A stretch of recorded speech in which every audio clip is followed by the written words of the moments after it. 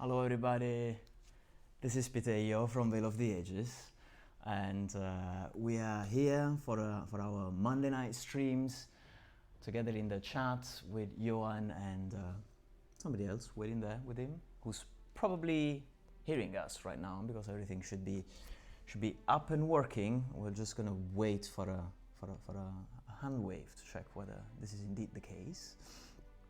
We always rely on good old little Joe to let us know that everything is functioning properly, and then the hope is that we will edit the video when it goes up, so that we can remove these awkward bits at the beginning of the conversation.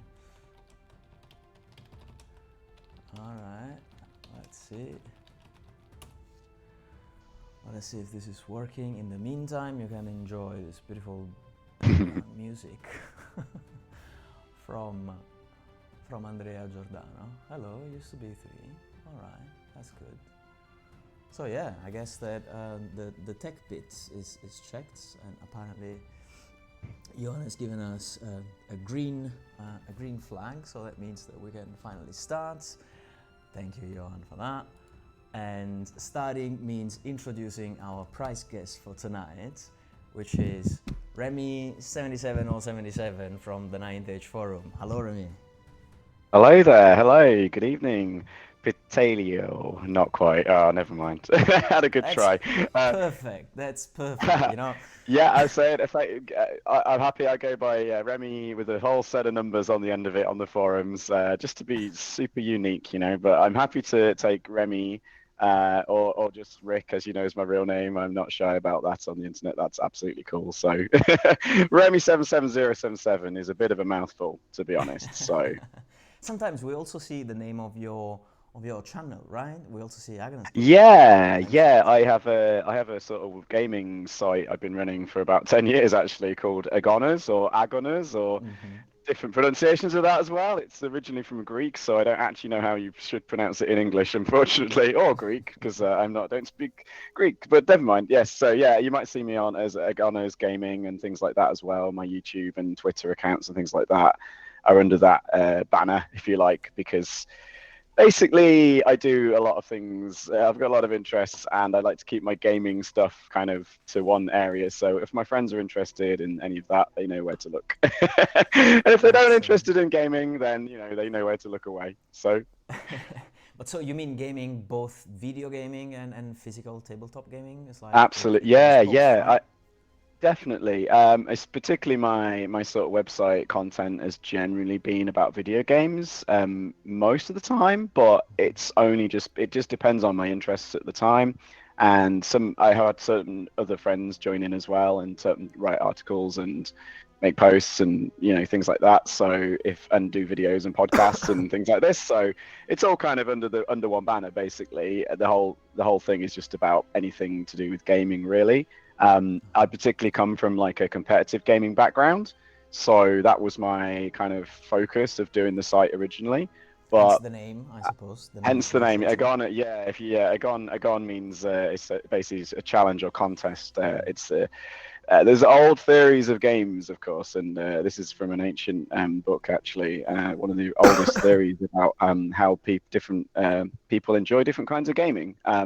And people who like competitive games, they enjoy the aspect of agon in competition, or even sports as well. You could apply the same rules. Yeah, it's a very very overarching theory. So whereas other people might enjoy, say, some chance, some rolling some dice, which is of course, talking about your game with the Breach and Veil of Ages, of course, you got to both of these because it can be a competitive thing, but it can also have a lot of dice rolling and chance, things Yeah. like that as well. So No, I definitely think that in general the ninth age is giving us all sorts of entry doors into the fun of gaming. So like there's different components to it, and so many players enjoy the competitive side, and for others the hobby component is completely huge. And so we have here on the stream tonight, strangely on the other side of the screen. Well, I mean, on the other side of the screen, what does that even mean? But I mean, not as guests on the live stream, which is the role that they usually they usually have. We have our friends from Proxy Table Gaming as well in the chat. And so for them, for example, their name as well was chosen because they used to play with loads of different models from the different armies to proxy them for other miniatures. And I have to admit that sadly, lately, they've been playing with beautifully painted models that represent what they're supposed to represent in the game. And it's like, I'm like, what? It's like, what's that? So that's strange. They're being strangely non-proxying, which means that maybe you're not going to be competitive in this video tonight. I don't know. Maybe we'll just changing what we do in our channel compared to that. Okay. I was. Sorry, along those same, no, as you say, the hobby, sort of painting and modeling and all these other interesting aspects that get involved with when it comes to miniatures wargaming. Obviously, there's a lot more aspects to it than just the actual game itself. So that's something I'm probably going to end up writing a little bit more about on Agonas as well, because it is something that I have an interest in. And although it doesn't fully fit under, the idea of my website, perhaps you could argue, but I'm like, I don't care, it's my website, so I'm going to put it on there. Plus coherence is overrated anyway, right? It's like, what's this fun? Long live proxy, indeed. Yeah. Yes. Yes. And in truth, so also on the, I'm just saying hello to all the visitors that are on the in the chat room, because I think it's great to have them. We also have Little Joe, and Little Joe is one of the master crafters, absolutely, like in total for the entire forum of the Ninth Age. I think that he deserves a huge amount of respect for the crafting and the hobby component of it. And so I still have a huge arena, like a 90, 120 centimeters in the other room, made by him, which is just like heartwarming how beautiful that is. So I understand that the hobby component can also be a crucial thing. I am very bad at the hobby component. I'm also bad at the competitive side. I'm actually very bad at the Ninth Age in general. What am I doing here? It's not my specialty in any of the domains, but yeah. So just to say that it can be good for different people in different ways, which is what we want from great things, right? It's like different people enjoy it in different ways. That's lovely. Yes. Yeah. Yes. So yeah, that's for tonight. Maybe we can try and see with our other backers. By the way, hi Richard. With our other backers, whether there is some way of making this introductory set to the Ninth Age even more enjoyable by new players. And so the point is that some months ago, I don't want to say how many months ago, because I feel like I'm running a bit late on this operation, as you very politely reminded me a while ago. But a few months ago, we've had this Kickstarter for a starter set to introduce the Ninth Age to a whole new generation of young generals. And so what we tried to do was to make the introduction as minimalistic as possible.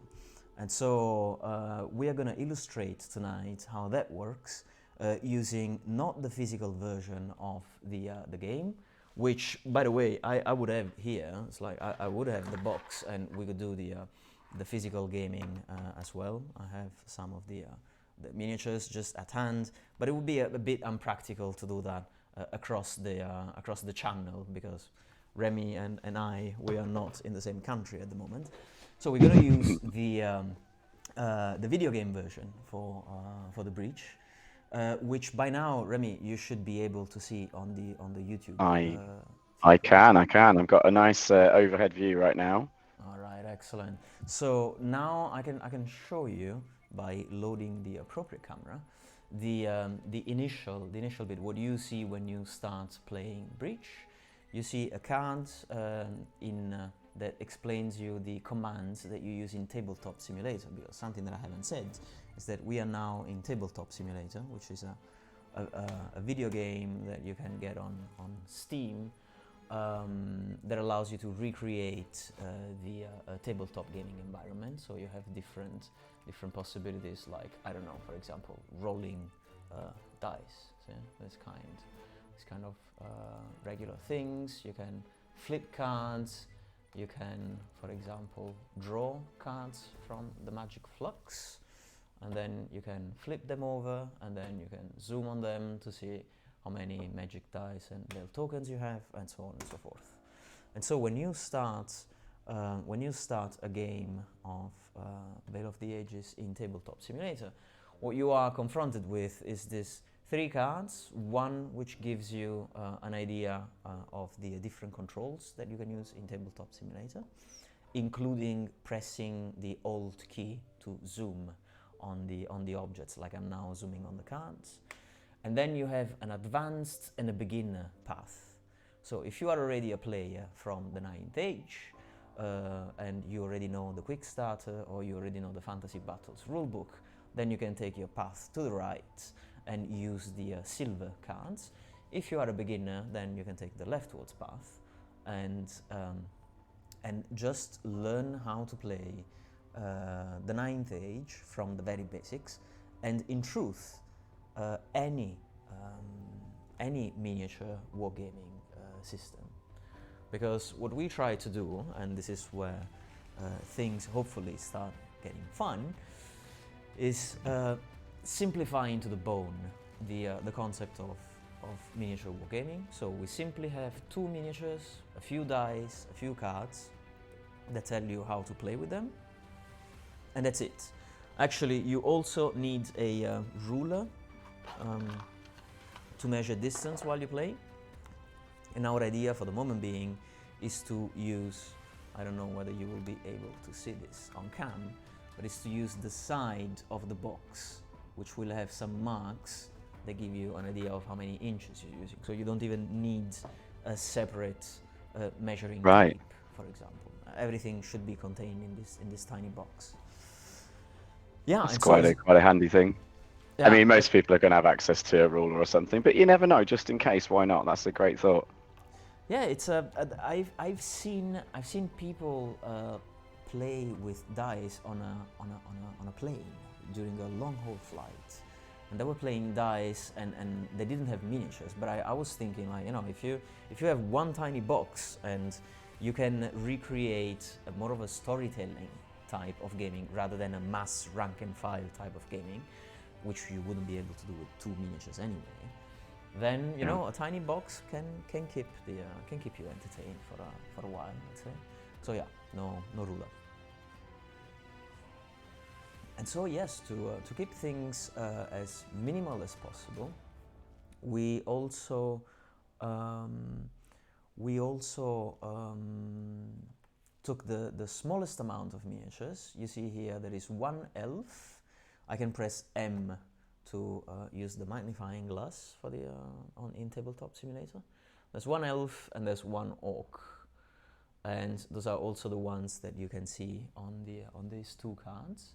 And so we made up a small story around all of this, and the story as it is now is that the orc is trying to enter the arena. So the orc starts from here and is trying to go through this path to the west of the main entrance to be finally able to get to this point where you have the entrance to the arena with these two arches.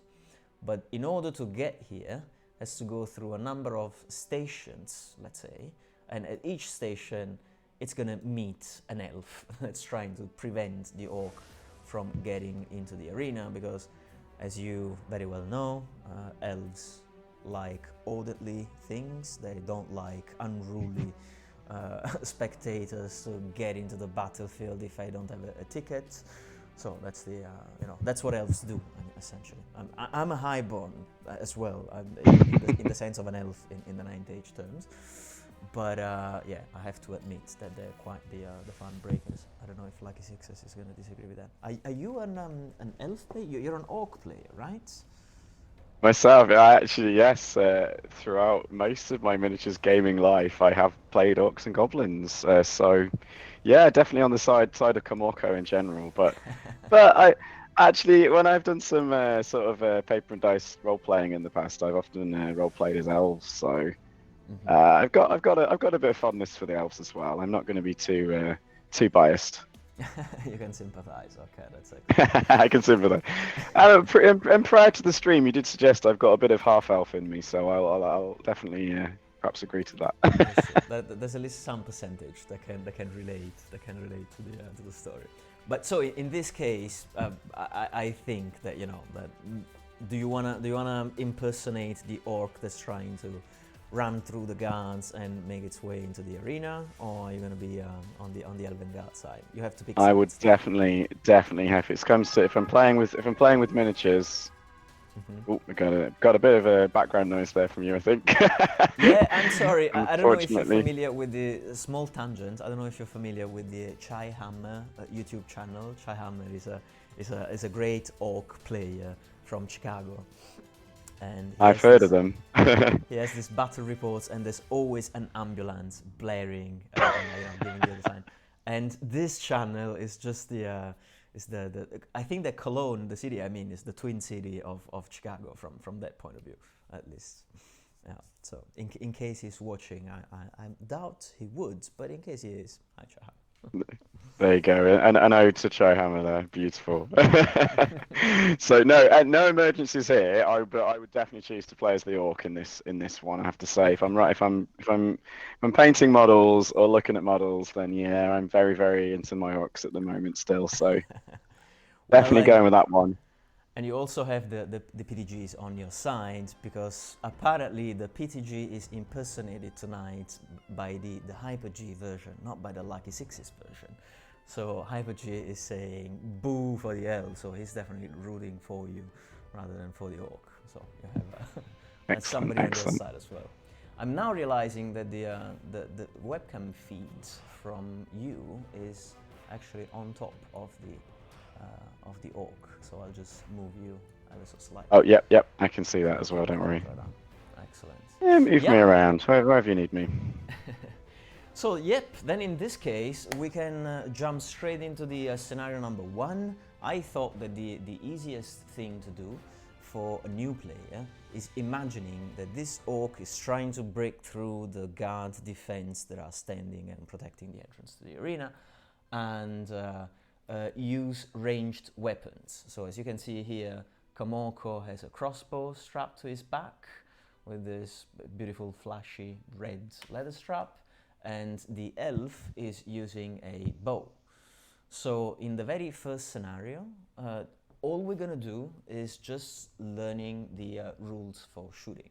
And I can imagine that you are already familiar with these rules, but maybe we can go through what is different in the breach from the 9th age, and what I thought might be a good system to make even the youngest of players relate to the game without having to learn too much too soon.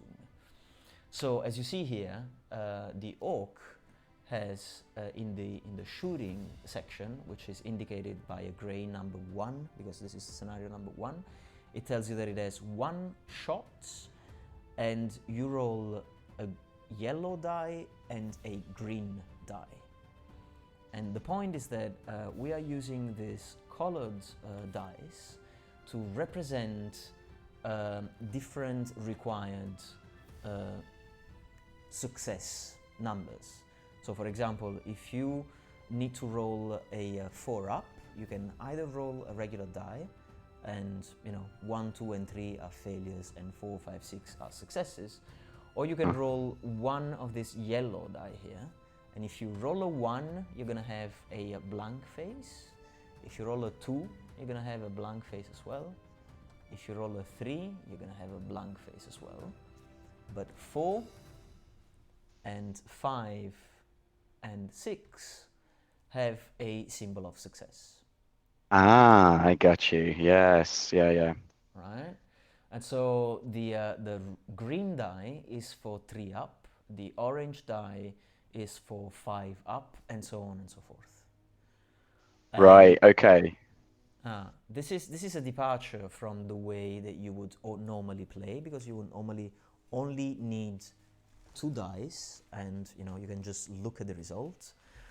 But this is something that I've considered to make the game immediately appealing, even to the youngest of players. And the last time I've brought the Breach to a big convention, I've had games with, I don't know, 6 or 7 years old children, and they were relating much more easily to the game, because using colored dice allows you to unpack the conditional rolls. So what we normally do in the ninth age is to say, roll to hit.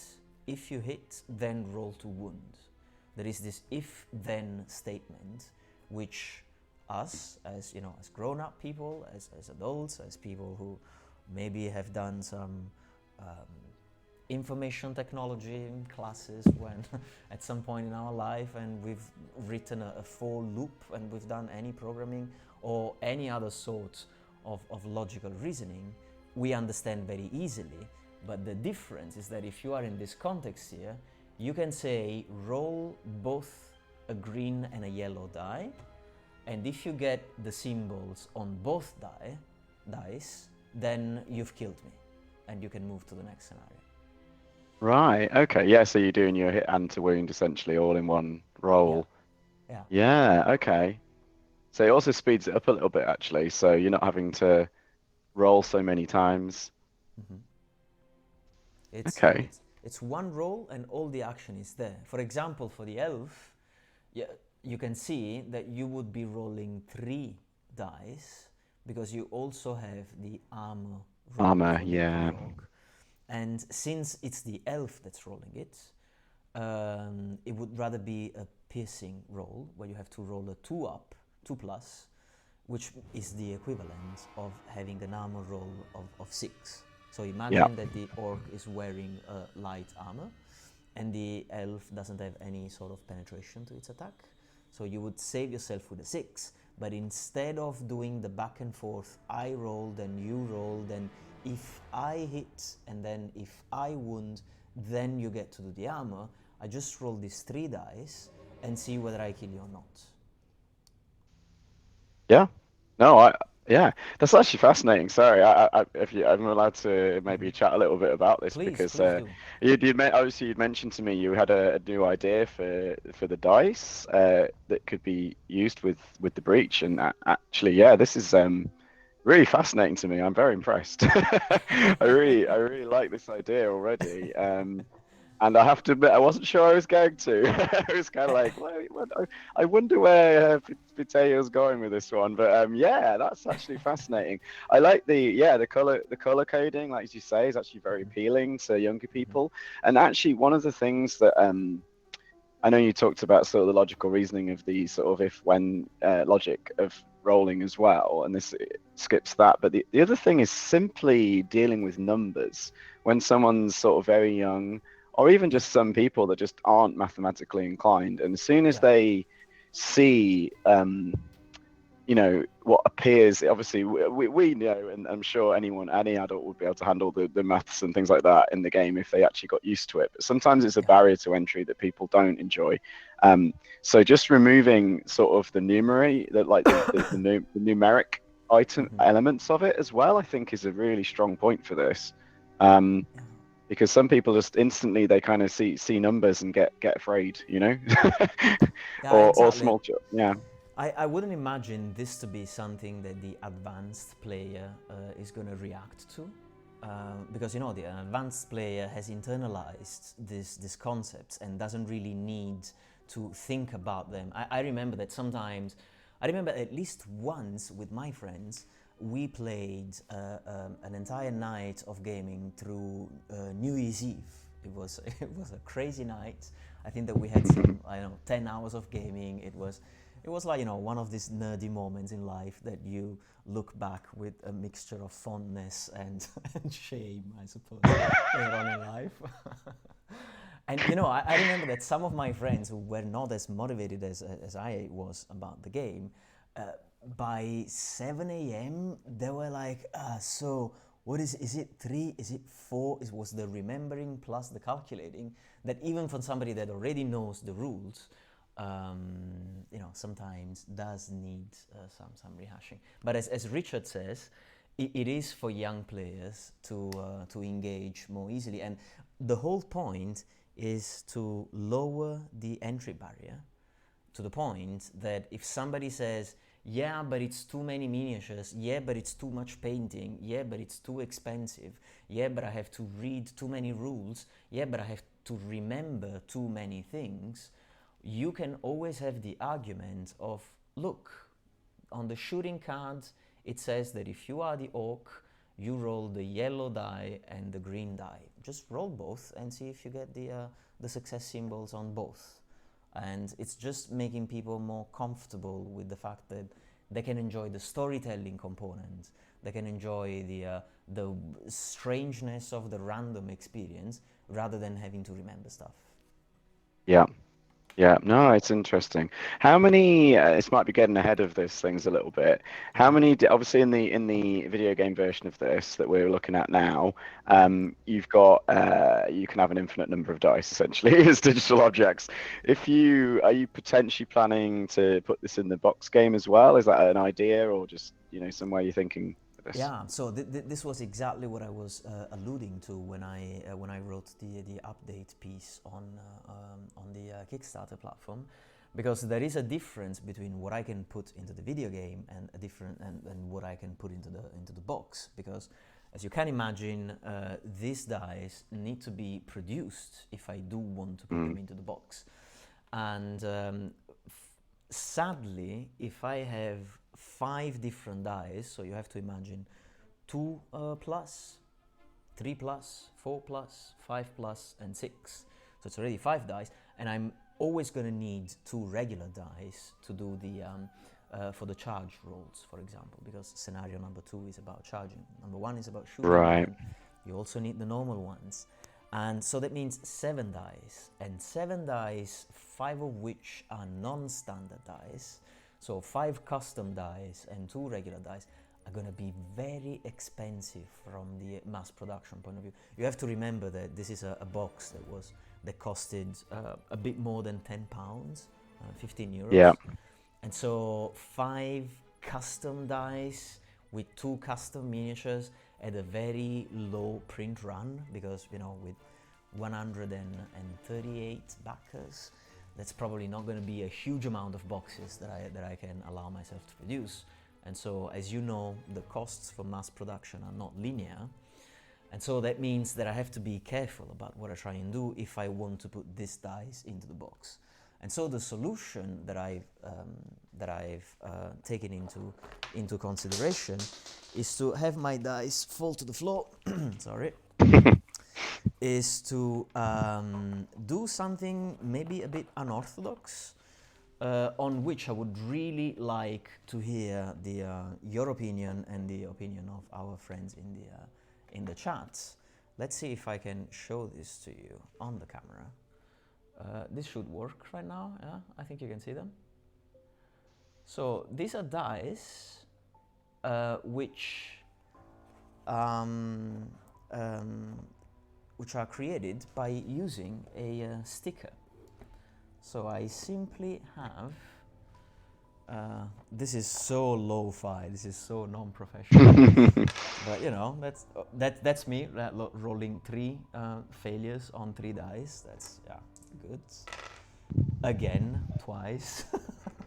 All right, I'm getting all my bad luck out of the system. But yeah, so you see 1 success here and 2 non-successes. And the point is that these are just regular 6-faced dice, blank dice, with the combination of some stickers. So I could put, for a reasonable production cost, stickers in the base box, and blank dice, because that is not going to require the creation of specific molds for this dice with the symbols. And that's going to keep production costs relatively contained. So that's what I was considering in case you and the other backers thought that this was a good idea for keeping the game easy for the new players. Right, right. Would you still try and so you'd put blank dice in the box of the sticker sets? Would you have the blank dice being color coded as per the thing then? Would that cost more to make the colored dice alone? So you mean that the dice could simply be full solid color, and then you can stick a transparent, only black symbol of success onto these different dice. That Is could that be. what you're intending? Yeah, I wasn't sure. Yeah, what I was intending was to use a full, let's say, well, maybe not the red one, which has, but would be to, yeah, of course, I could have done it much more elegantly, but to have this little green square, which is a sticker in itself, and sometimes this green square has the symbol on it, and sometimes it doesn't. And I think that this would be Right. easier, because in that case, it's not that I want to be a a cheapskate, and not have colored dice. But in that case, if I give you a colored red die and you have to only stick the transparent background success symbol, then you would need to consider that red is 1, orange is 2, and then yellow is 3 success symbols. If I also give you the colored background, I can simply tell you, put the yellow stickers on a die, put the orange stickers on a die, and put the green ones.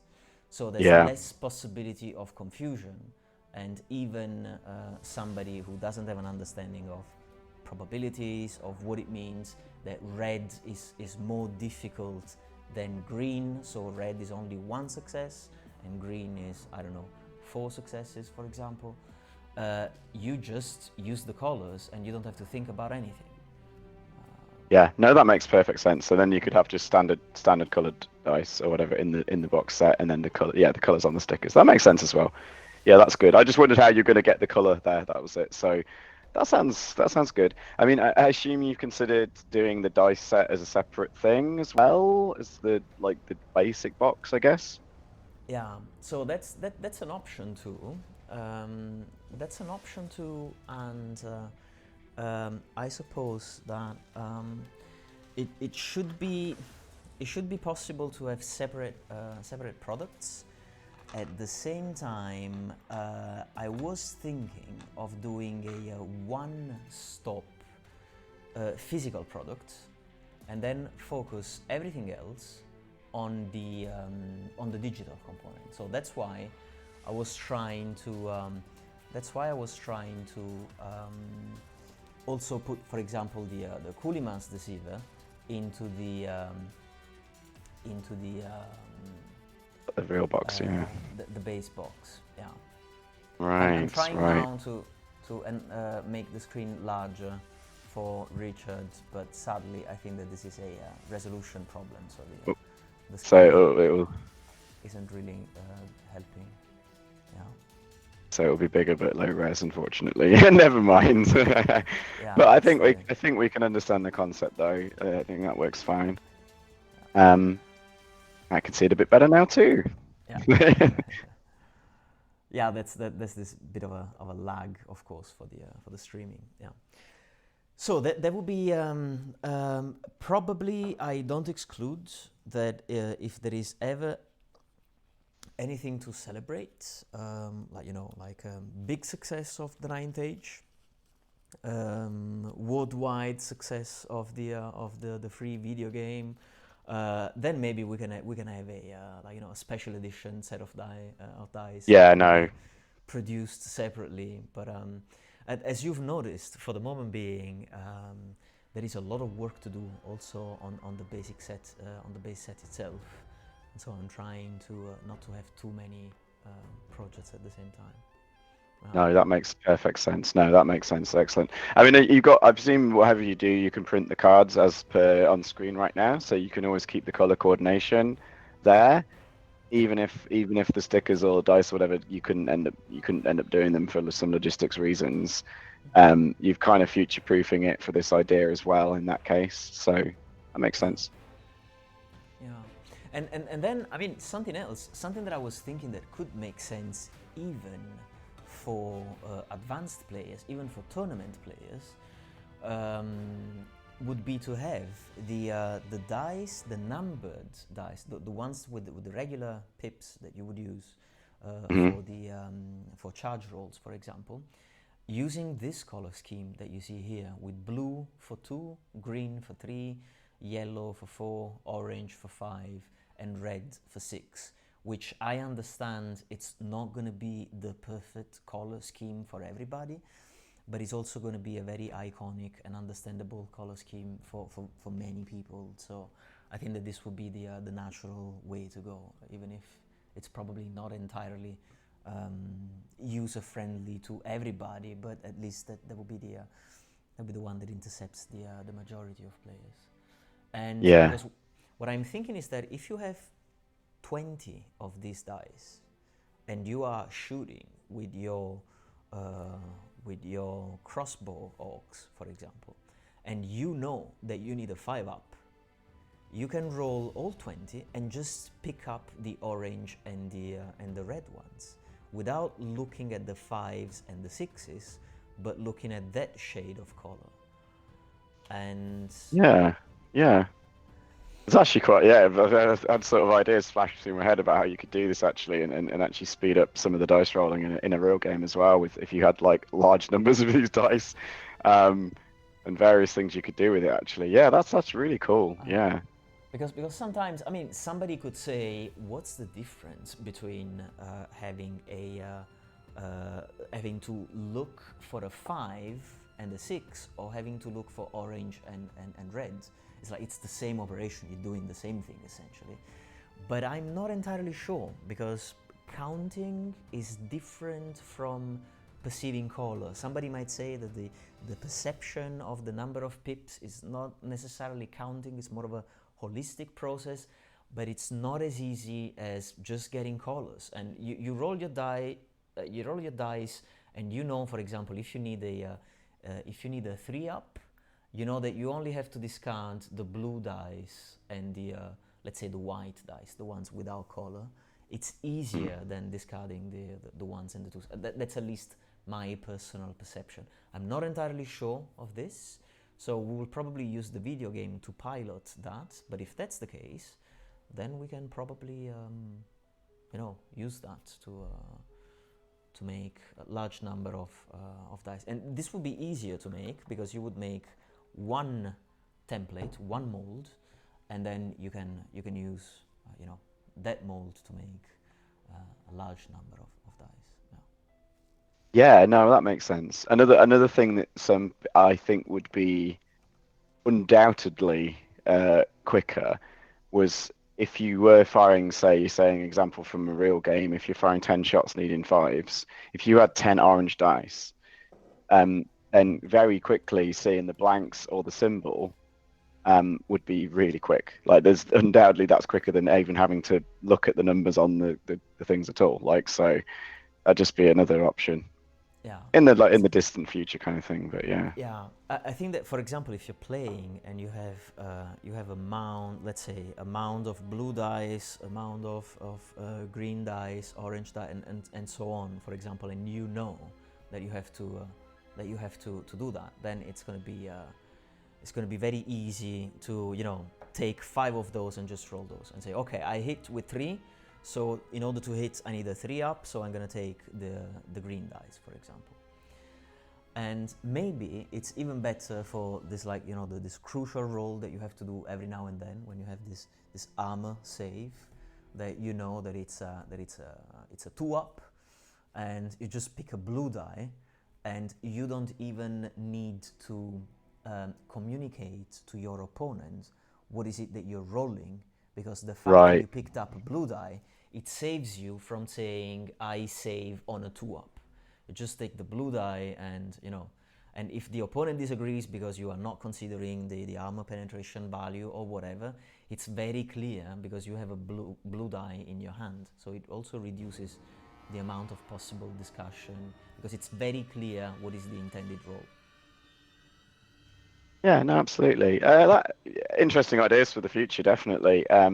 obviously focusing on this right now. Yeah, you want to go on ahead and actually try and roll some of these and just play All ahead right. at the breach? Enough theory. Enough theory. It is funny Yeah, that we've got into we got into the distant future long enough, I think. nerdy rabbit hole. Yeah. So back to storytelling. The orc is doing its best to kill the first elven guard. And so I will give you the chance of doing the first roll, which you cannot do because you're not in tabletop simulator. So you will have to trust me with that. Sadly, yes, I'll trust your actual physical dice rolling skills or mouse clicking skills. Yeah, there's actually in TTS there's two ways of rolling this. You can either box select the dice like this, like so, and then press R on your keyboard. That's what I'm doing now, and those are two. Yeah, well, that's a lag, so I'm not going to spoil the fun I'll for see you. what. But yeah, See what I get that's in now. strange. It's a very strange That's a way big of. whiff. Yeah, that sadly didn't work. So that means that now the elf has the chance to counterattack, and I can show you with Alt the count for the elf, and the elf has 2 shots, which is something that you would normally not see in the 9th age, but it's meant to be balanced at the level of the breach. So I took the liberty of having the sea guard a bit stronger. And you have a green die, an orange die, and a blue die. And the green die represents the hitting, which is a 3 up. The orange die represents the wounding, which will be a 5 up, because the strength of the bow is 3 and the resilience of the orc is 4. And then you would have a 2 up for the armor, which is emulating the 6 that the orc would need. So instead of doing if I hit, then I wound, if I wound, then you do the armor, instead of having these 3 steps, I just take these 3 dice and I roll them. I roll them a first time and I get a hit but not a wound. And since I have a second shot, I can try again. Mm-hmm. And yeah, well, that's me and dice. So that's also not a success, which means that the orc gets the chance to shoot back. So at the beginning, it's just a back and forth in rolling dice, which is not the most exciting thing to do, especially if you're not even rolling the dice. Yeah, but obviously this gets to the point of this, isn't it? Like, it's to understand the logic of how you go through these things, Yeah. and especially when you're a very young player or a very new player, it's still, you could say, well, that's not fun, but then you look at like simple games like Yahtzee or whatever that are essentially just dice rolling. So Yeah. actually, there's entire games made out of mechanics as simple as this. So Yeah. And actually, I have to say that from our perspective, like, from the veteran perspective, you can imagine that this is not really fun and not really engaging. But what I've experienced when trying to teach the game to new people is that the sheer amount of options that you have in a game like the 9th Age, also in a game like the Quick Starter, is so large that either a player disconnects and says, whatever, I'm gonna do this just because it sounds like this is something that this character would do. So you either have the relaxed role-playing attitude, or you have the type of player that asks you, but what are the implications of me choosing to charge instead of shooting? I need to know what are my chances of success for charging, what are my chances of success for shooting, is it a good thing that I'm in combat with you? And the new players have all these questions, and by trying to understand what is the right thing to do, they forget to learn how to play the game in the first place. So in the breach, the first 3 scenarios are you just roll dice and don't worry about anything. I made the choices for you so that you get familiar with the mechanics. And once you know how to shoot, how to charge, and how to fight in melee, then you start making decisions. That's the Yeah, So no, it makes perfect sense. I see, obviously read the Kickstarter and things like that, and I totally get the logic behind what you're doing, and it's very good ideas. So I guess that that this was enough of an introduction. We can now power through, and the dice Yeah, gods are with us. Yay! So we have the two dice scoring a success, and that means that the orc has hit he's moving on. and wounded. Yeah. And one nice thing that you can do in TTS is that when you do kill an opponent, all right, whatever. I'm really not managing. All right, go away. Good. So we can now move to the second scenario, and in the second scenario we can now activate the orc and the elf, and we are gonna look at the charging mechanics here. And in the charging mechanics that we have on this card, you might wonder, yeah, but how does it work with the two characters now? You can press 2 or 3 while hovering on this card to show the cards for the orc and the elf. So one card can contain more than one card. So as you know from the ninth age, charging means rolling 2 regular 6-faced dice and adding them to a specific value, which is 4 for the orc, which you see now in this section 2 charging box, and which is 5 for the elf. So assuming that the orc charges first, we're gonna roll these 2 dice here, and ooh la la, I do a 1 and a 2 for a total of 3. And if I add the movement of my orc, which is 4, it's a total of 7, and that will bring me to 1, 2, 3, 4, 5, 6, and 7, which is not where you are. So that means that this charge has failed. And the rules say that a charge is successful if the total roll is equal or higher than the distance between the warriors. If the result is lower than the distance, the charging attempt fails. Move the warrior forward by a number of inches equal to the highest die that you just rolled, which in our case would be 2. And this is the reason why you have this nicely segmented part here. So you can take the orc and move it forward by 1 and 2. You don't have to bother about learning how the ruler works, measuring distances in Tabletop Simulator. It's very easy. You do it with tab, and then you drag the mouse. But you don't have to worry about that at this moment. It's cool. Yeah.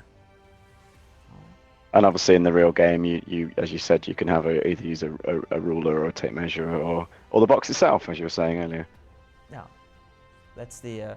It was really. I was playing with my niece, and you should have seen how she was like. Okay, so it's 6 plus 4, it's 10 plus 6 is 16, and this is plus 2, 18, maybe 18 and a half, and she was doing this at a speed that that my sister, her mother, was like, oh. Wow, it's like she doesn't do math like this at school. It's like she has a motivation for doing this, for adding these 2 values. And when you have a 6-year-old that's doing additions like that, that's it's cool. So Yeah, no, yeah. Again, I love the breaking it down. Actually, gonna do a little plug because on my Agana's website, I did do a few battle reports playing the quick starter edition of the Ninth Age, and actually one of the things that's I've not played sort of any miniatures war games in about 10 years, so the Ninth Age is all kind of new mechanics to me, and this sort of charging mechanic is actually something I've not come across before. And so I hadn't fully considered how it works. Like, obviously I can understand the odds of making a successful charge, things like that. But what I hadn't fully considered was how you move when you fail to charge and things like that. So there's actually some sort of, like, let's say, tactical errors I make in some of my quick starter matches because of I wasn't fully considering that actually when you fail a charge, you probably don't go very far. Which is kind of odd to me. So yeah, that was unusual, like difference in how the game works. So yeah, just even for someone like who's a very experienced gamer like myself, weirdly, sometimes breaking it down to these little elements, like you said, if you're trying to learn a game, um, and you're trying to learn a lot of things all at once, it can be too much, and so breaking it down is an excellent idea. Yeah. So yeah. That's I mean I might be overdoing this, but I think that a decision should be a pleasure and not a burden.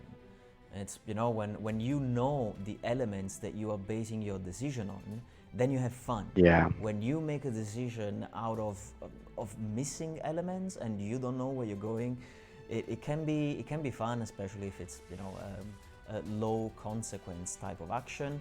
But in truth, I don't know. I think that enjoyment comes from knowledge, but you know, we got science before, and now we're getting existentialist. So that's Yes, no, carry on. Don't let me sidetrack you too much. But no, I do completely agree. Again, I've seen players when you're trying to learn a new game, and that thing about becoming disengaged with the decision-making process is a real problem.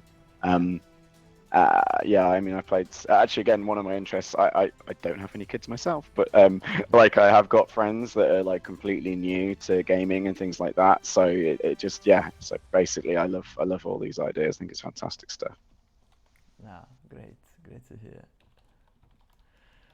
Okay, I was writing thanks in the chat for the spectators. Yeah, that's no, I agree that that's an enjoyable part of the teaching, of the transmitting experience.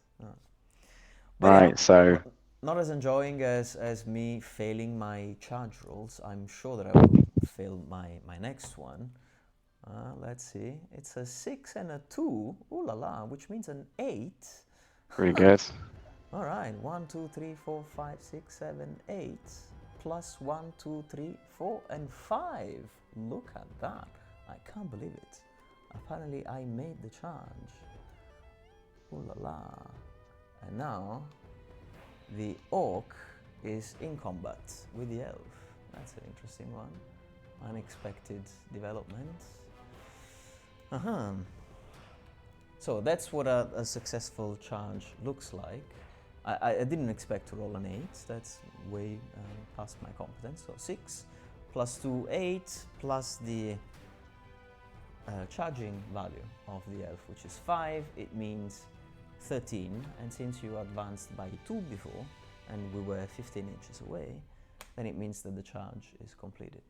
Okay, so we have 1 failed shot, 1 successful shot, 1 failed charge, 1 successful charge, and that means that we can now move to scenario number 3, which is the fighting scenario. And we can now activate the 2 warriors.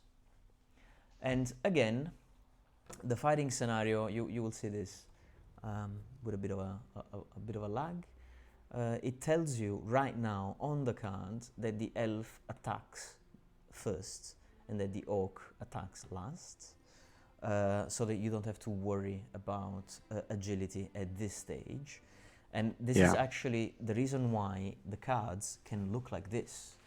They can look like the orc needs a 4 up to hit and a 3 up to wound, because we already know that the orc will be playing against the elf, and the elf against the orc.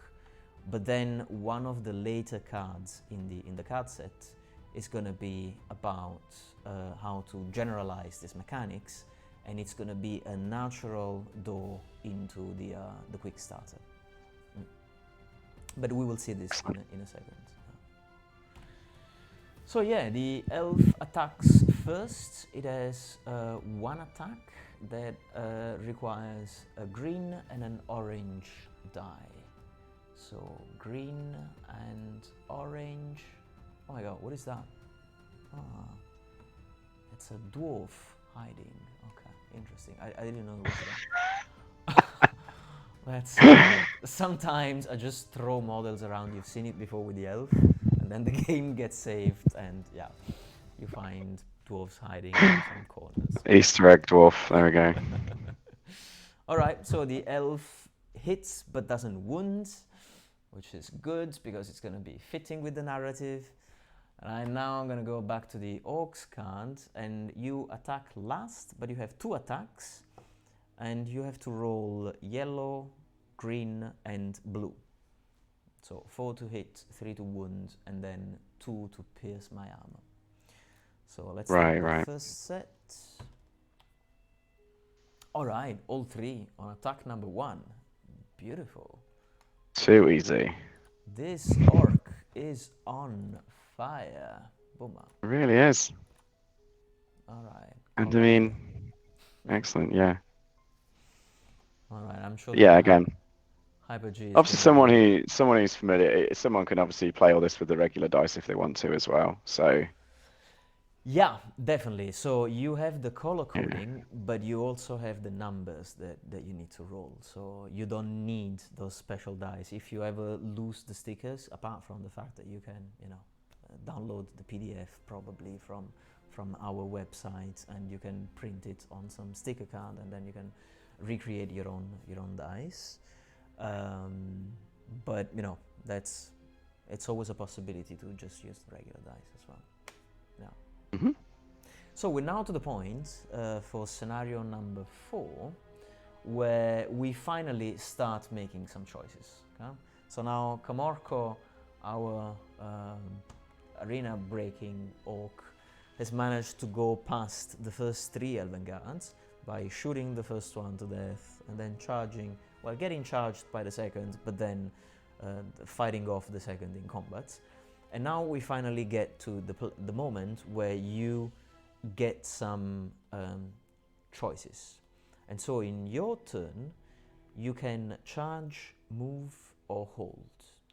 If you charged, if you move, march, and if you are in combat, you cannot shoot. And if you successfully charged, then you must fight. This is the first card where you have an if-then statement. And it's only 3 bullet points, and I don't think that you can reduce the complexity of the 9th age and of the quick starter to anything less than this. Because at this point, you make decisions, and so yeah, you need some more complexity. Yeah. I don't know if the lag is reduced enough and you can see the card on your screen now. Yep, no, I've got it now. Yeah, no, absolutely. No, again, but as you say, and it refers you back, and you can understand those are things, the steps you've just gone through. So, yeah, no, I mean, at this point, I guess some people might be trying to do some sort of maths and figure out what their odds are and things like that. But that's up to them to take that step when they want to, or as you say, play as a more role play kind of perspective on these things. Yeah, breaking down the decision making process is really nice as well. Yeah. So let's see. Let's have this scenario. At the beginning, you can read that you place the 2 warriors 24 inches apart, and the warrior who lost the previous scenario has the first turn. So what you see here is once again this long ladder-like structure on the floor that has 24 cases, 24 slots, which represent the 24 inches. And this is doing 2 things. As we said before, it's removing the need for a ruler, for a measuring tape, but at the same time, it's constraining the movement in a straight line between the 2 warriors. And this is crucial because one of the degrees of freedom that you have in the 9th age and in the quick starter is that you can move around. You don't have to move in a straight line towards your opponent. You can go and hide behind terrain, for example. But usually when you explain the game to somebody new, you have terrain pieces, and the new person is overwhelmed with the good intention of doing the right thing and using the terrain to their advantage, and then maybe not necessarily focusing on the difference between advancing and marching, on whether you can charge because you're too far away, the distances that depend on the range of your shooting weapon. And so this ladder-like structure not only makes it easier to count, but it also constrains you to go in a straight line, and, you know, focus on the right thing for this scenario, I would say. Oh, that makes sense. Yeah, yeah. So in this case, I'm gonna do something complex, actually, just for the sake of it, because as you surely might have guessed, I'm that type of guy. So I'm gonna do some movement, and then I'm gonna try and shoot, because it's one of the most complex things that I can do. So if you look at this card for my elf, I'm starting because I lost the previous scenario. Yeah. So if the lag allows you to see the card for the elf, you can see that for the shooting you have green, orange, and blue, because essentially the green is I hit on a 3+. But then if I am moving, if I'm advancing, and if I'm in long range, then I have two penalties to the two negative modifiers to my to my to hit roll. And instead of explaining this in the way that you would explain it in the quick starter or in the 9th age, I'm simply saying in this box at the bottom of the cards that if you advance by maximum 5 inches and if your enemy is beyond 12 inches, then you roll orange, orange, and blue instead of green, orange, and blue, for example. Right. Yeah, yeah, yeah. So it just Cool. keeps you... Yeah. So you've really kind of embedded all of that, all of those mechanics just into one simple box there. So yeah, Something that makes you sense. see, if you look at the orc, is that you don't have advance more than 4 and beyond half range. You don't have that option because embedded in this table, you have the fact that the crossbow has the special rule unwieldy that gives you a -2 to the hit roll, and so it's just not possible, and I'm simply not listing that option at all in the box. Cool. Yeah, yeah, yeah. So one of the things that I would like to ask you is that there is a difference between learning the game without knowing the 9th age or the quick starter and knowing the 9th age. And sometimes if you know the 9th age, then you have to reformat your way of thinking to explain the game to somebody using this different format. Do you think that it's going to be challenging for the veteran player to look at this box for the orc and to say, oh, it's not written that I can advance and then shoot beyond 15, and then understand that it's because of the it's a 7 to hit, and so you cannot hit in the first place? I don't mind that at all, to be honest. I'm not sure about the layout of that box overall. I think the only thing that slightly confuses me is I want to see it more clearly as sort of option 1, 2, 3 or 1, 2. Yeah. Okay. I think yeah. Sorry, putting me on the spot here a little bit because I've not seen these before, but like I'd have to kind of have more of a think about that. But there's something about the layout of that I find a little bit confusing when I first glance at it. And until you obviously explained it, so I got it. But like, yeah. But obviously, once you see that the dice symbols essentially become an option, but I feel like there needs to be something on the left-hand side that makes it clear these are different options. My initial feedback on that. But in terms of not giving an option there, I think that's probably fine. If you did like break it out into more of a table, you could even just show it, but just show like impossible, like something to like blank, like you can't do it. No, actually, this is a great point. I love this. I love this point that you're making, and I think that you not having seen the cards before is an excellent proxy for what new players would experience. So this is really valuable information. If from the layout point of view, it's not immediately conveying the idea that these are 3 different options that you can have in terms of where you are with respect to your opponents, then yeah, I completely understand that. Shooting, for example, in this representation, in this table, is on the first line and Yeah. it's in boldface, but in truth, that's a header for the box. The header for the box is shooting special cases, for example. It's something like that. I can work out the wording, but that's the header. It's not equivalent to the advanced maximum 5 inches on the line below. So the parsing, the visual parsing of this information is not very clear. Yeah, I totally agree with that. There's room for improvement. Mm. Yeah.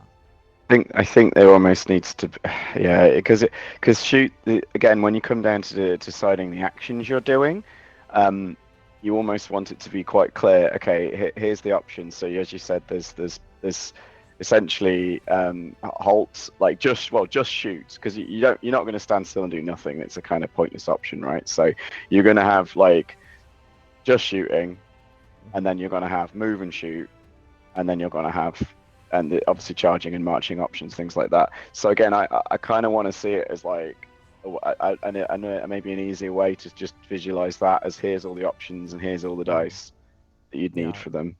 Definitely, absolutely. Making your life difficult, I'm afraid. But that's just my personal view right now. You know, it's my life. Yeah, you are right, because my graphic designer is gonna hate me for trying to cram more information into a card. He really doesn't like me trying to add more things. But my life can be difficult as a creator as long as the player's life is easier. So no, this is excellent feedback.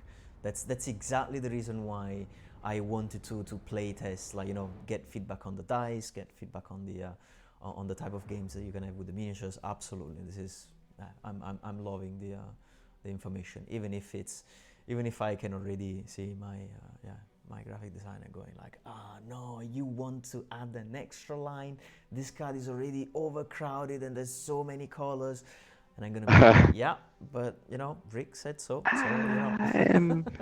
It may not necessarily need more space. I think that there's a way to figure that out. Like, yeah, I think some people in the chat as well, and obviously you're going to put this video up as like later as well, and hopefully give people some options to have a look at it. Yeah, okay, cool. But do you want to play out this scenario at all, or do you just want to discuss the rest of it? How do you want to go? Do you want to go? I'm gonna take the leads and I'm gonna play the scenario then. Okie dokie, go for it, Alfie.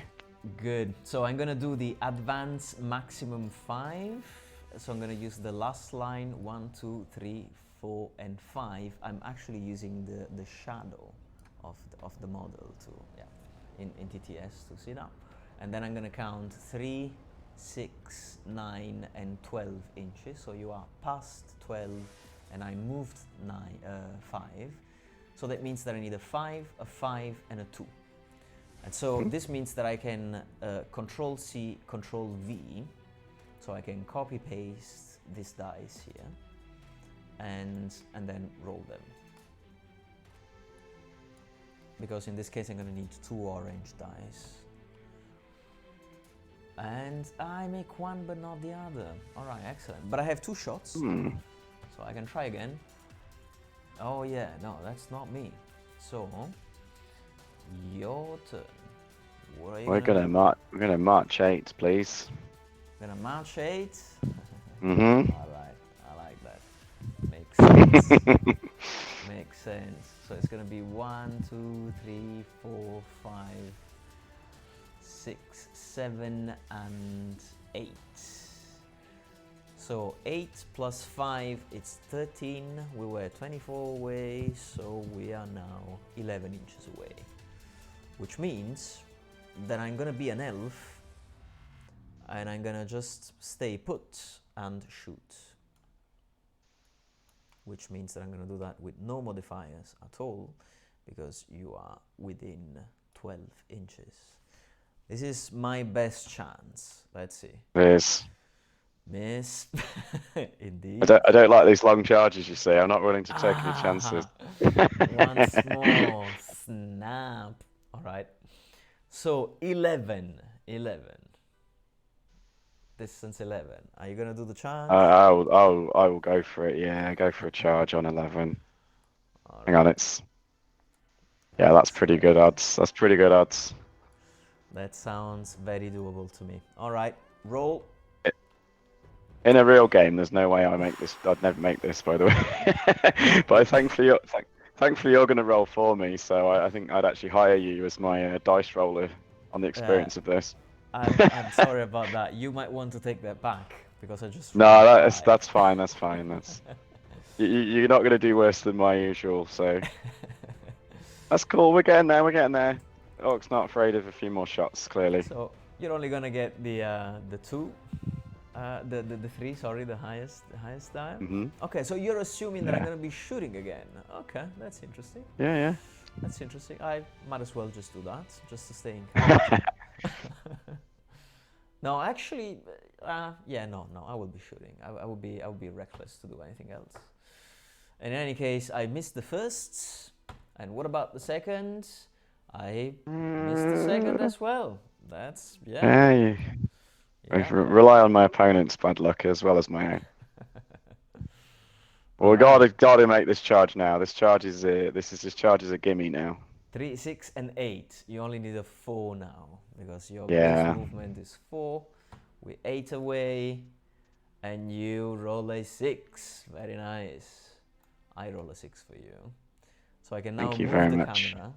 Because actually, one of the nice parts of the of Tabletop Simulator is that you can use these camera settings to make some scenic shots, and I see. Yeah.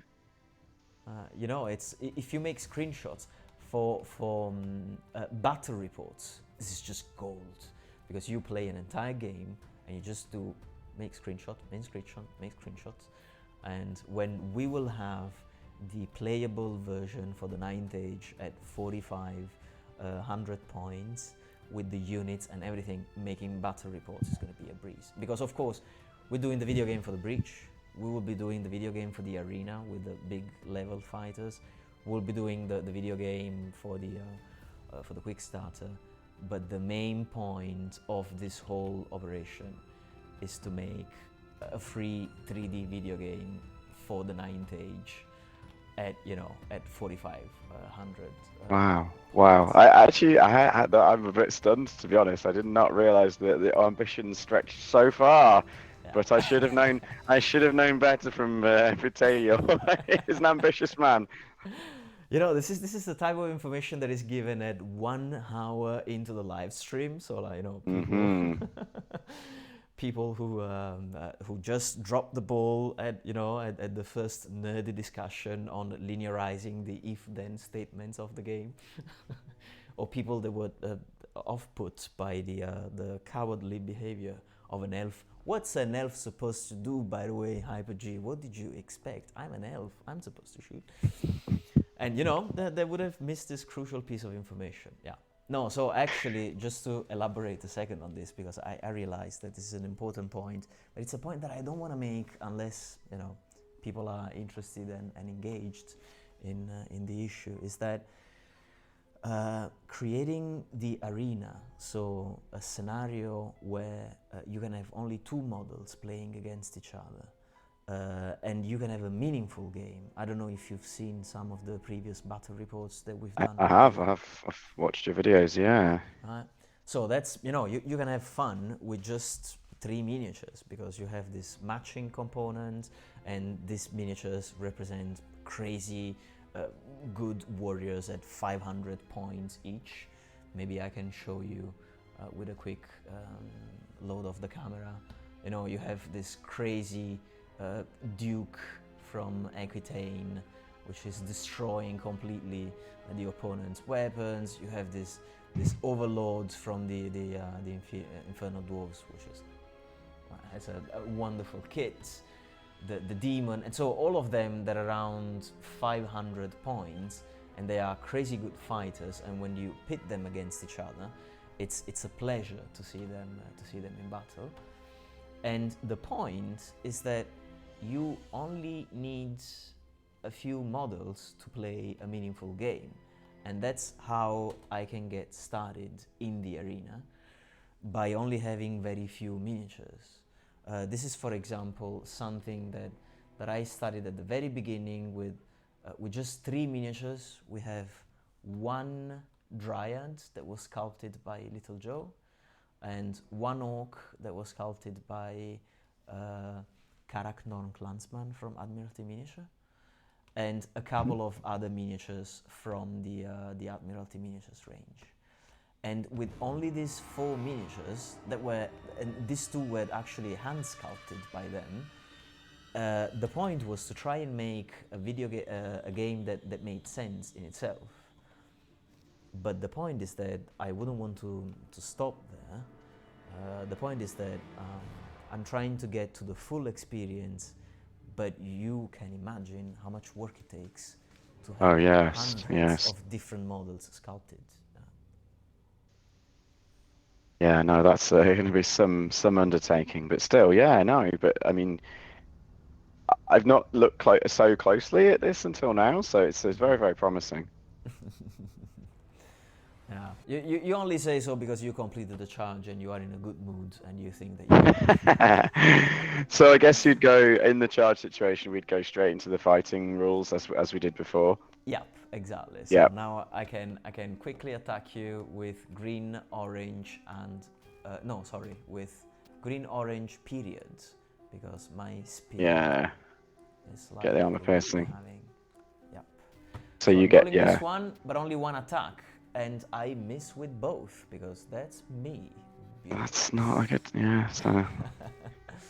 So you get a yellow, green, and blue, and this time you have 2 attacks, because as you can see, the orc has 2 blades. So, I'm now going. You like this? I like the Komoko model, by the way. I'm looking forward to getting my hands on that. Yeah, it's a fun dude, huh? We have a couple of options. We have an options where he has a crossbow in his hand rather than strapped to his back. We checked a couple of them, but I think that this one is the most iconic with the 2 blades. Yeah, definitely I like this guy. Good. So you're gonna roll great on this. You see, ta-da! See, that's what happens when you compliment your miniature. You just kick the hell out of your opponent. Very well. Was that modelled? Yeah, excellent. It's good. Carry on. Good on you, Komoko. Was that model that you're using? Is that actually from an actual painted miniature that you have used the textures and so forth, or is that actually just done in computer graphics, like on the card and on graphics? This is computer graphics. Okay. We have a mixture so far of miniatures which are either hand painted, like for example this one here. This miniature that you see here of the Duke was 3D sculpted, printed, painted by hand, and then shipped to me in a box from California by Marcos24, who's on the art team for the 9th Age. And I was so happy to receive this. And not only he did the miniature, he also did the illustration for the Barded Warhorse that you see here on the cards. That gives you all the rules for the Barded Warhorse that you will see as soon as the lag is over.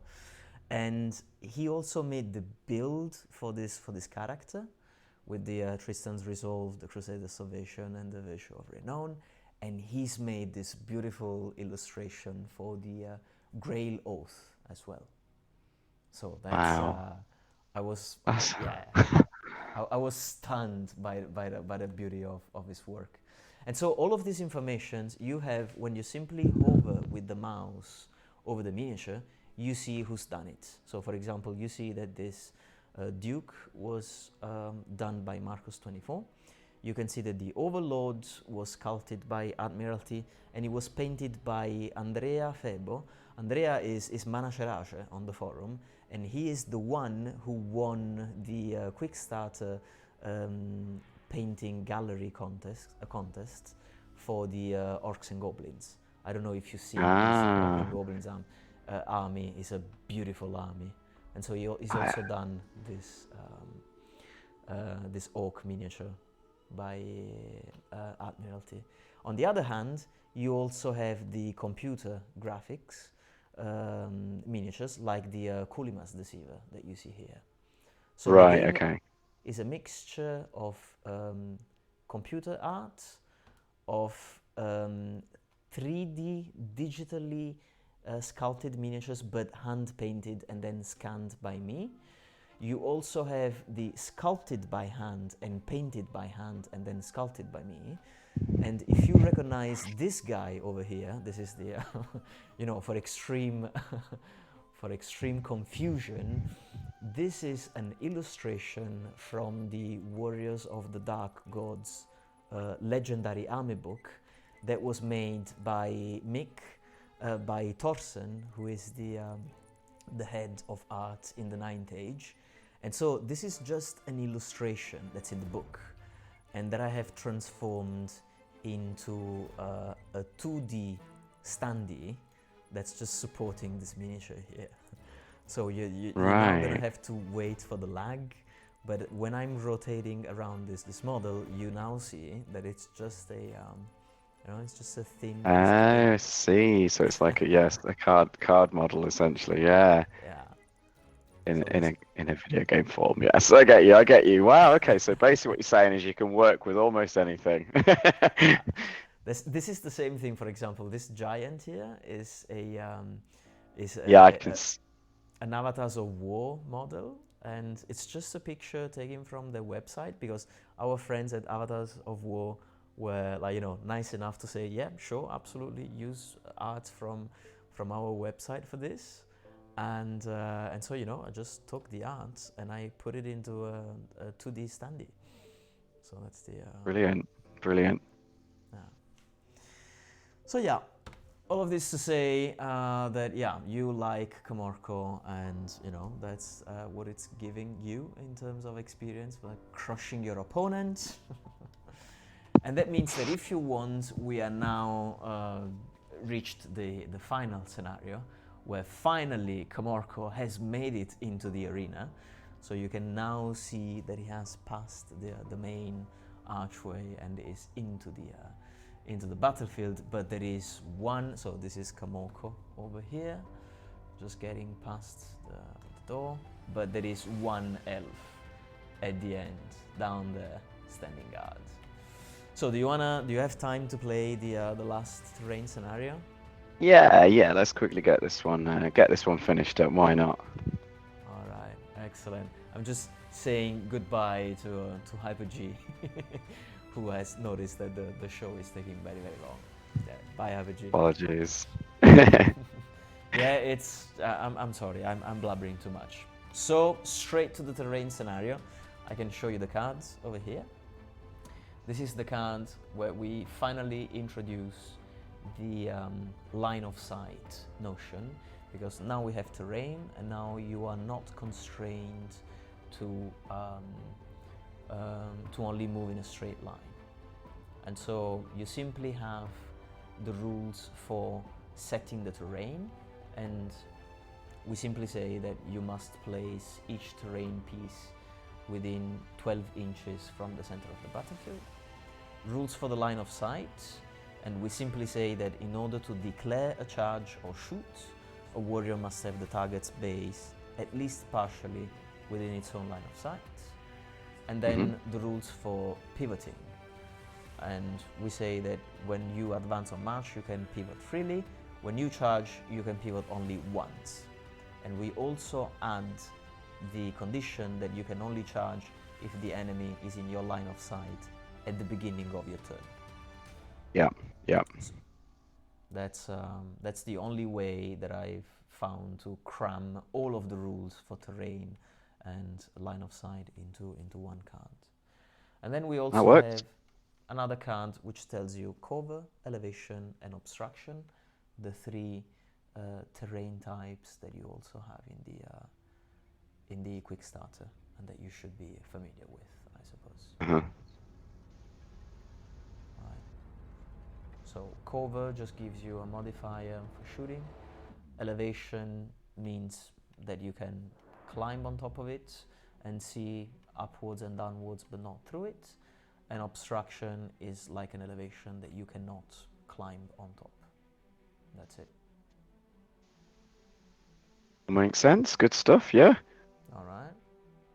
So in this case, I can go to the top view and show the orc up here and the elf. Down here we have these 3 terrain pieces done by Little Joe. We have a cover terrain here, we have an elevation over here, and we have an obstruction over here. And I would say that since I started the last turn, you can now decide where you want to go. And since you're now not moving the miniature, you can roughly tell me more or less. I will. Yeah. I would definitely want to start in some cover because nasty shooting. And I presume that the elf's gonna take who takes the first turn? Is it the one who won or lost the previous one again? I think that you can take the first turn now and get in cover from shooting. That sounds like a good move. And yeah, you can either go at the very border of the cover terrain down here. It's like no, it's not 10 inches. Sorry, you can only march. it's only got 8, so oof. In which case, I might try and scoot behind. Yeah. I'll go as far as I can behind the. Is that an elevation in front of me? So you might want to go to the this corner, northwest corner of the elevation. Yeah, Is that good? as far as I can, but staying out of a direct line of sight of the elf for now. Excellent. So that's going to be a 6 inches movement that I'm measuring using tab. And so what I'm going to do is to measure with tab and then double tap on my keyboard on tab, and then I'm going to move the orc there. Oops. All right. I'm doing this wrong.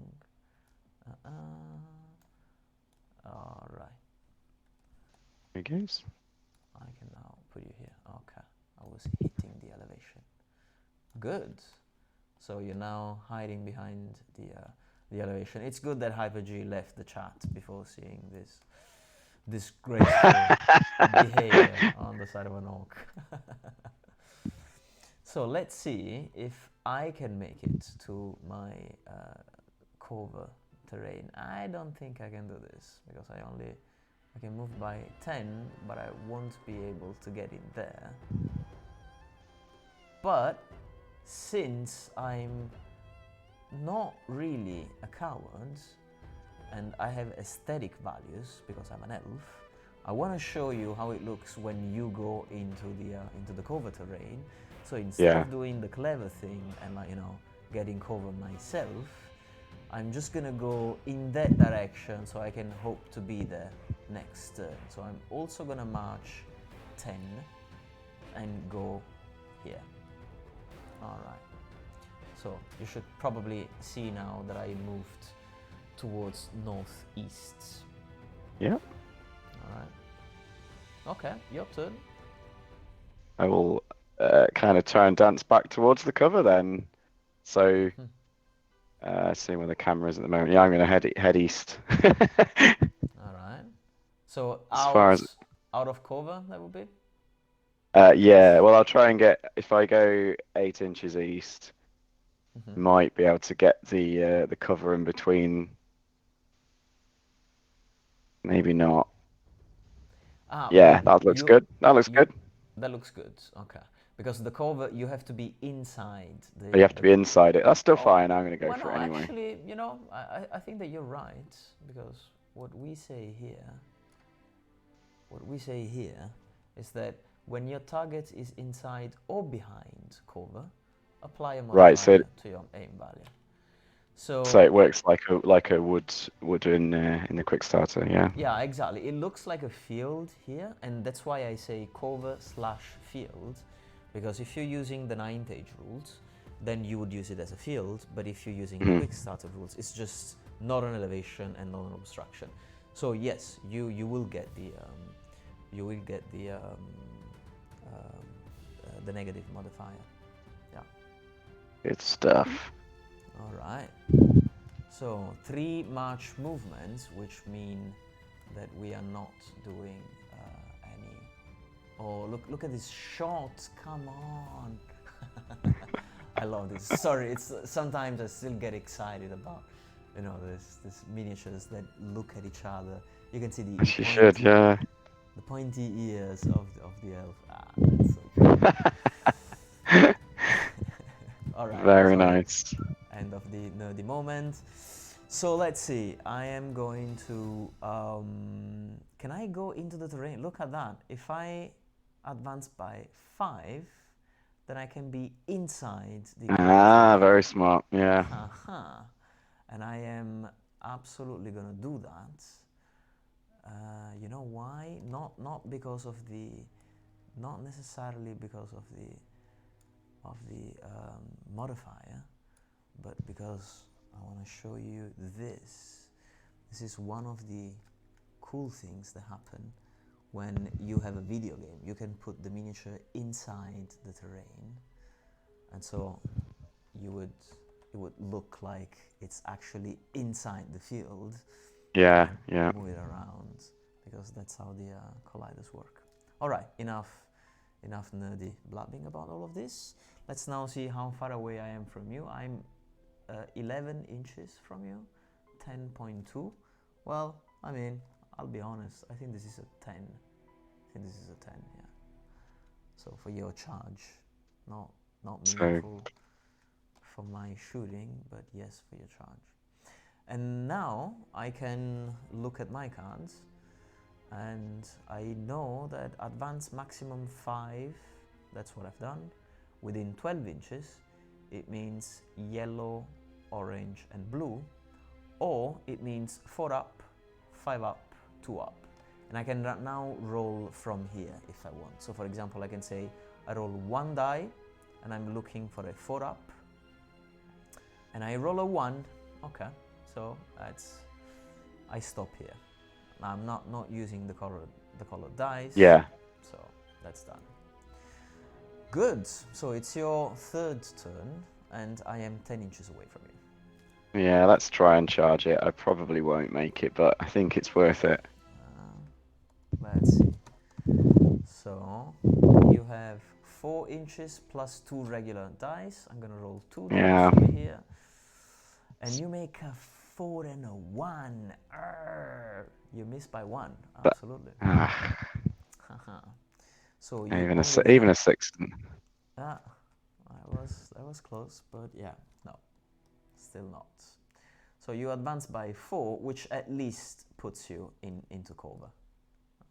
That's quite handy, yeah. Good. That's at least a good thing. Although if we're both in the cover, they are both in the cover. Yeah, no, it's for both of them. That's a screenshot too. All right, I'll stop.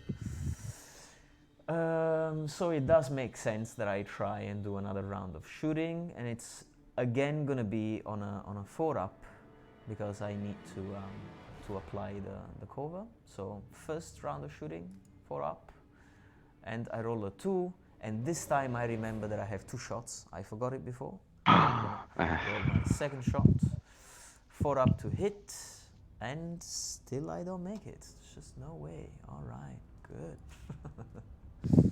So now you're 6 inches away from me because you advanced by 4. Yes, we're going in. I'll try another charge. And you know, got to make this one. 4 up basic, even if you roll a double 1, you're going to be in, but you roll a 6 and a 3, so it's a 9. That means that the charge is successful.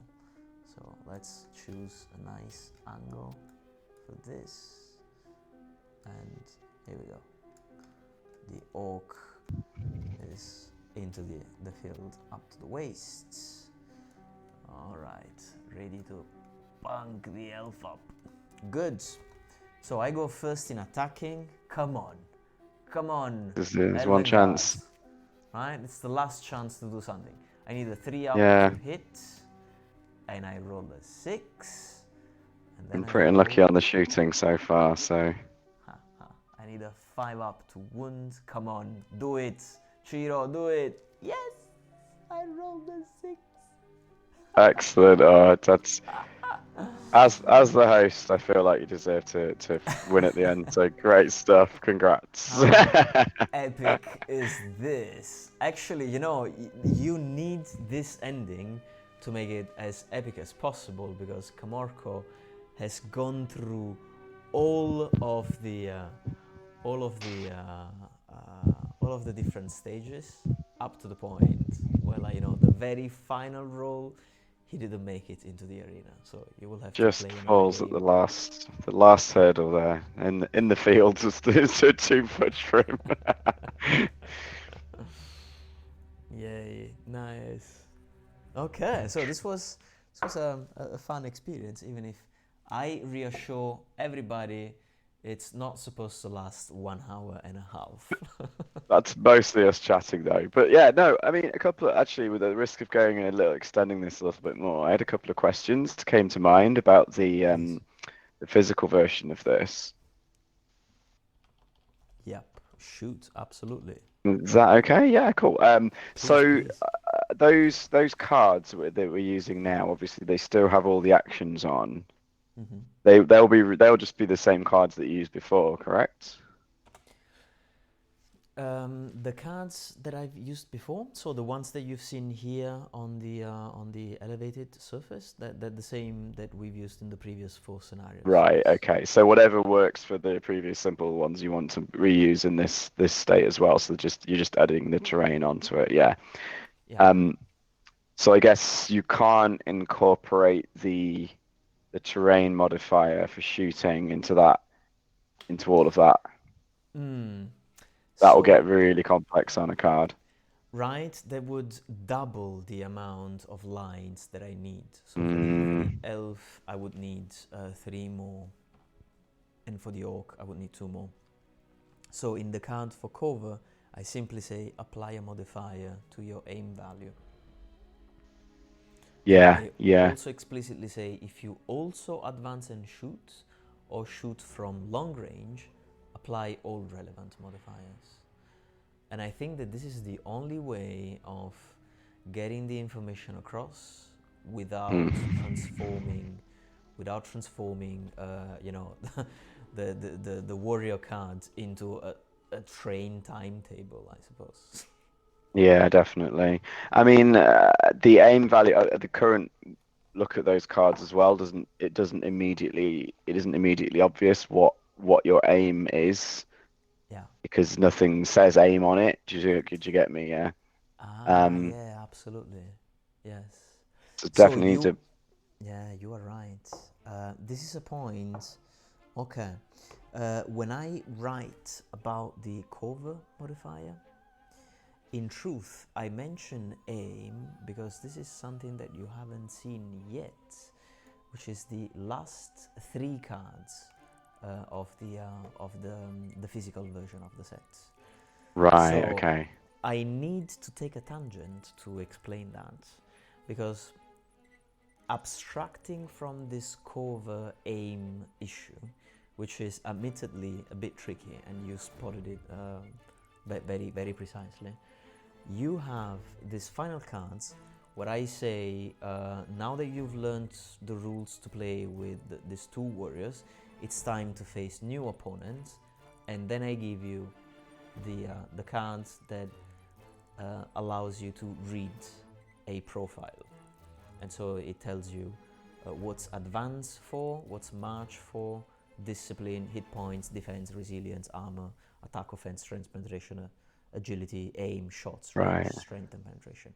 You have all of them on one card that gives you all of the information about the profiles, and then you have another card with all the tables that tell you how much you need to roll to hit, to wound, to save, and here you have the mention of the shooting. For hitting, you use the aim, and if applicable, the modifiers. So the cover card that you've seen in scenario number 5 mentions aim with this table card in mind.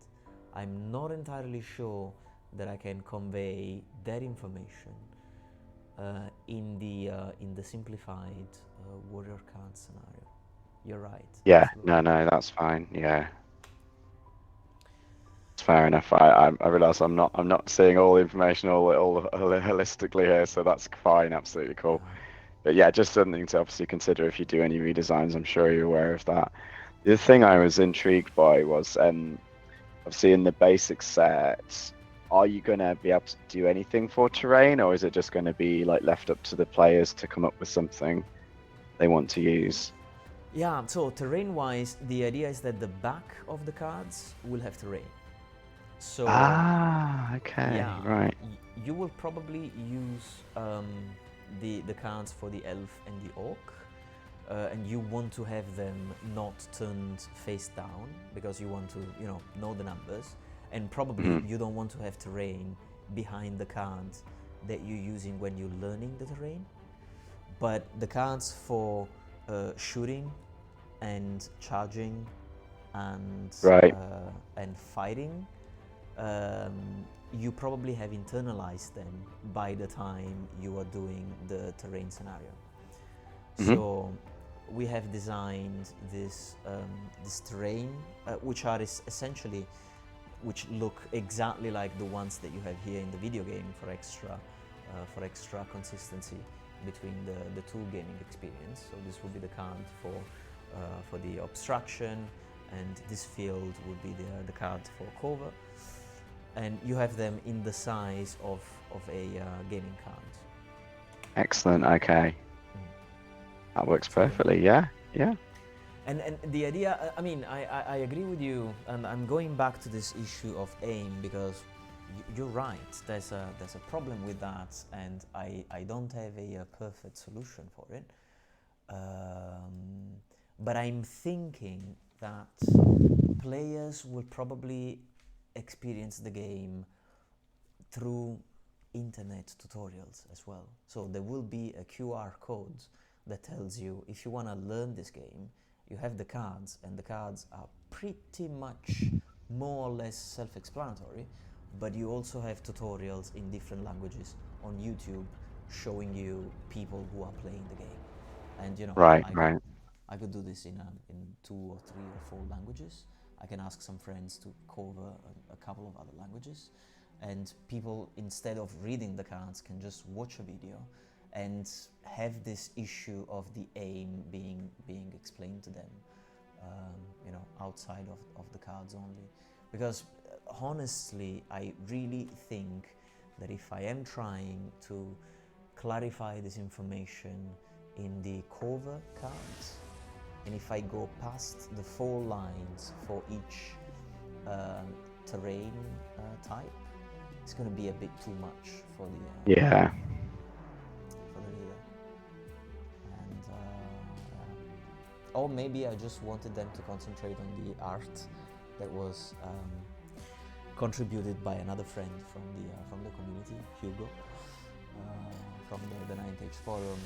I always feel like I'm putting too much information on these cards, and that sometimes, just a proactive reading of the next cards, or just watching on YouTube, or maybe having some friends introduce you to the game, that could work as well. Yeah. No. Cool. Any other questions? This is excellent feedback for me. No, absolutely not. That they were the things that came up as we were going along. So yeah. Oh, cool. Okay, that's something other things to think about in the future as well. Excellent. Well, then in this case, I guess that I can only thank you for having resisted for such a long session. I hope you did. No problem at all. No, my pleasure. It's been interesting to see much more of this. Actually, I say I've been following pretty closely on the forums and the Kickstarter and things, but still, like being engaged with an actual face to face with you is excellent stuff. So very enjoyable, and I say I really like the idea of where you're going with the Veil of the Ages, and I look forward to trying it out with some real people in the not too distant future. We'll see how fast you can get it all going. I'm not going to put you under any pressure. I know you were asking people like, okay, would you rather we kind of rush it out, or we'll really work on the quality? And yeah, the correct decision is obviously to go with the quality. So yeah, if this is the gateway product for the 9th Age, which is also gonna put people in the condition of playing the quick starter, which is the product where I can pressure you into delivering delivering the final version as well. Because for people who don't know this, Remy is writing together with other friends from the Ninth Age staff the rules for the quick starter version to the Ninth Age. It was the team that was my team when I was on staff on the Ninth Age, so I care very much about it.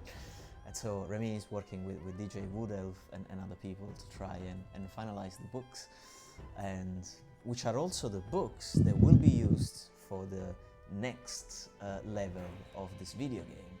So, you know, there's some people are waiting for the physical version of the Breach. Some other people are preparing the video game version of the Breach so that they can also expand it to the quick starter, which these other people who are waiting for the Breach in physical version are waiting for and preparing. It's a big family. It'll all get there one day. Yeah, no, I'm very new on the Ninth Age sort of team, so I'm just trying to help out wherever I can. So I've been able to do a little bit of assistance there. So, yes, trying to help out with the miniatures library as well. It's always good fun stuff, actually. Thank you. Yeah. Your work on the library is going to feed into this thing as well, because it's going to give me ideas on which miniatures companies to contact to ask them if they want to donate their sculpts to the arena and to the video game. So yeah, that's it's all going to be fitting into everything else at some point someday. Very nice to get a little insight into the bigger picture there as well. Thank you very much, Pateo. All right. Thanks to you for being on the show, and I will invite you again in the near future when you have recovered from this exceedingly long session. No problem at all. Whenever I've got the time, I'll be happy to join. Brilliant. Thanks again, Remy, and thanks to everybody from the chat, all the people that we've had from other YouTube channels and from the community. People who are working on the hobby and on the miniature library as well. We have the head librarian who's been commenting that the miniature library rules. I agree with that very much. So thanks for everybody for participating into the Ninth Age. We're gonna revolutionize the wargaming world. All right, see you next time. Thanks again, Remy. See you later. Bye. Bye, everybody.